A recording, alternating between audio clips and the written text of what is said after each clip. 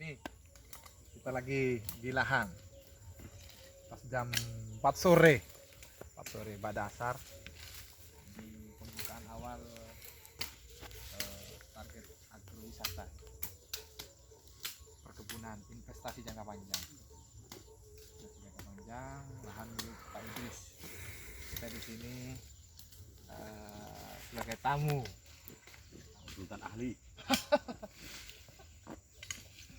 Ini lahan 1,7 untuk sebagai sentra.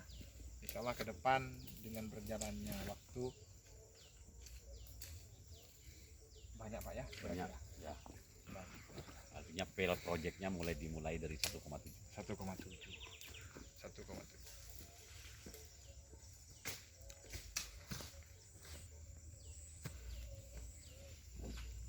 Nah ini sudah mulai bersih. Intinya kenapa Pak? Jangan pernah membuang space batas itu gara-gara kotor. Ini kan saluran air. Ya. Bisa dibuat, tidak apa-apa kita tanam itu, biar nanti tidak longsor. Berarti kan nanti di sini nih, Pak.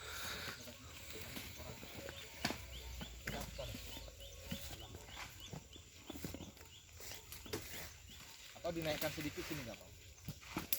Kan ini kan silen air. Kenapa kan oroa? Ini bisa berang. Panaik kan?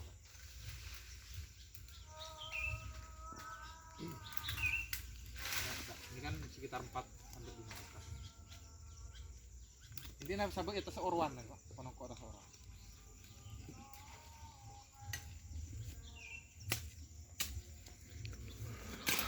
Karena semua punya lahan kan bisa dipegang, disulap, biar air tetap di bawah. Terus nanti kan buat tempat orang jual-jual. Memang mahal kalau.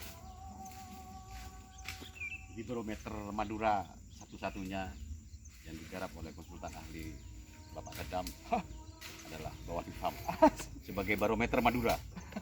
Karena belum ada agro loh di Madura loh, Mas.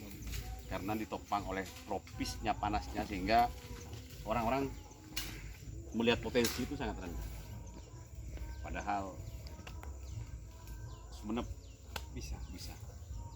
dimulai oleh kepulauan. Bismillah melayani. Oke, terima kasih. Semua orang ke sini. Madura itu.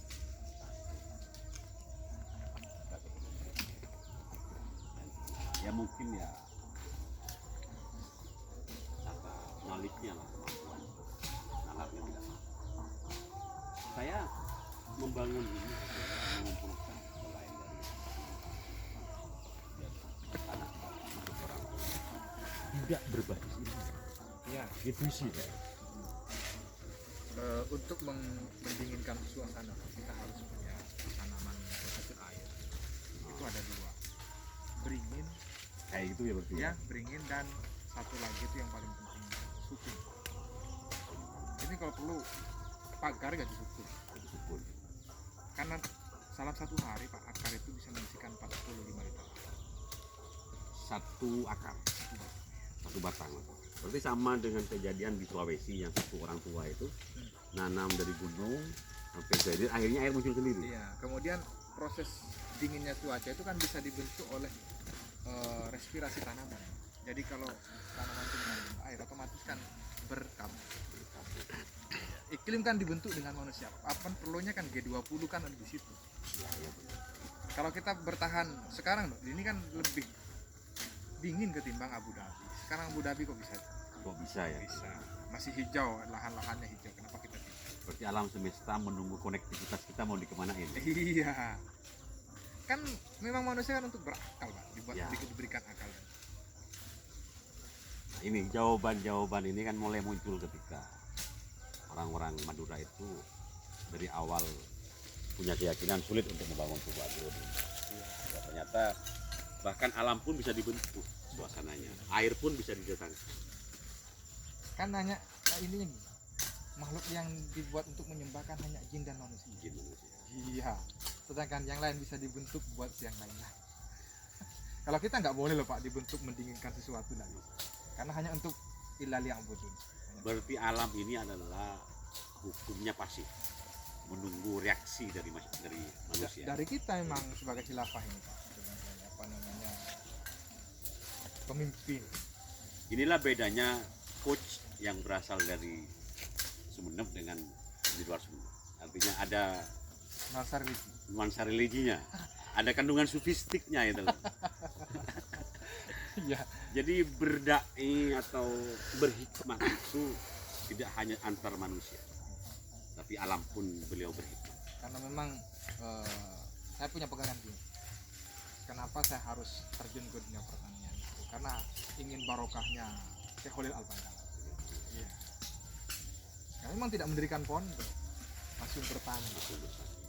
Begitupun juga dengan Sayyidina Nabi Adam alaihissalam, berkebun dan bertani. Memang ilmu tertua Yang mulai ditinggalkan yang mulai ditinggalkan. pada generasi budaya. Saya juga bangga Pak menjadi petani. Sama. Saya bangga menjadi petani. Namun pertanian yang kita saat ini dalami itu memang tidak lepas dari koridor konteks sunnah Nabi dan Al-Quran. Kita gali dari sana Pak. Jadi jangan kita gali dari sains itu berapa sih? Kan begitu. Tidak sekompleks ilmu pengetahuan yang ada dalam Al-Quran. Kalam Tuhan. Ya begitulah guys. Hari ini perbincangan dengan Bapak konsultan ahli kita, Coach Sadam dalam hal perkebunan dan pertanian. Oke, kita ketemu lagi.